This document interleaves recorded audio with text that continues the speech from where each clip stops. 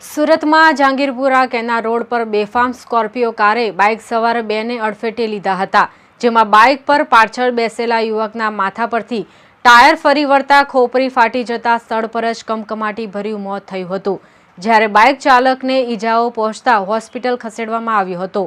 પોલીસે 22 વર્ષીય કારના ચાલકની ધરપકડ કરી હતી।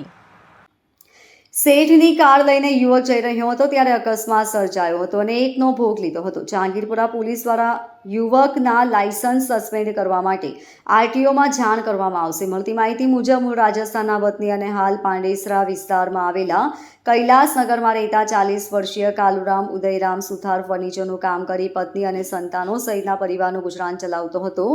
કાલુરામ હાલ મનોહરલાલ અને કાલુરામ બંને બાઇક પર બીઆર પાર્ક સોસાયટીમાં ફર્નિચરનું કામ હોવાથી બાઇક લઈ નીકળ્યા હતા।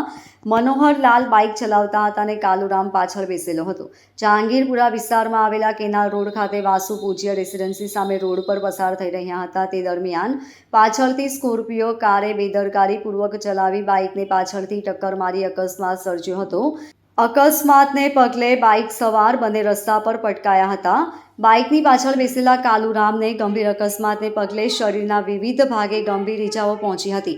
આ સાથે જ તેના માથા પરથી કારનું ટાયર ફરી વળતા ખોપરી ફાટી ગઈ હતી, જેથી તેનું ઘટના સ્થળે જ મોત નીપજ્યું હતું। બાઇક ચાલક મોહનલાલને હાથ પગ સહિતના શરીરના ભાગે સામાન્ય ઈજાઓ પહોંચી હતી।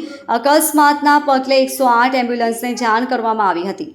અકસ્માતના પગલે 108 એમ્બ્યુલન્સને જાણ કરવામાં આવી હતી। ઈજાગ્રસ્ત મોહનલાલને સારવાર માટે ખસેડવામાં આવ્યો હતો। સાથે જ જહાંગીરપુરા પોલીસ પણ દોડી આવી હતી। પોલીસે સ્કોર્પિયો કારના ચાલક 22 વર્ષીય નયનકુમાર નાગજીભાઈ ભરવાડ સામે કાયદેસરની કાર્યવાહી હાથ ધરી છે। Bureau report LK star news, Surat.